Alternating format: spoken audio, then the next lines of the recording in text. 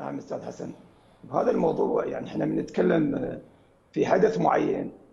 عندما تكون المهنية موجودة وهذه المهنية ترتكز على الضمير الحي، فأكيد راح نمشي في الطريق الصحيح أستاذ حسن.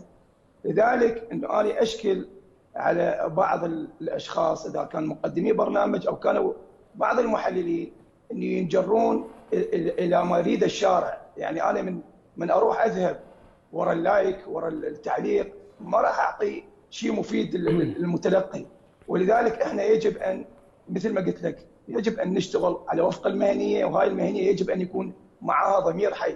متى كانت موجودة راح نتغلب ونتجاوز هذا الأمر. نعم أستاذ حسن. نعم.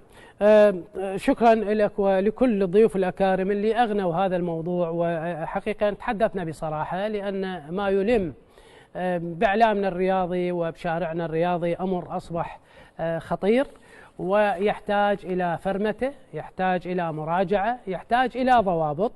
واليوم هيئة الإعلام والاتصالات أعتقد ببيانها واضح من خطابها، من كلمات، من اختيار الكلمات، بأن هناك أمرا سيحدث بالنسبة للكثير من هذه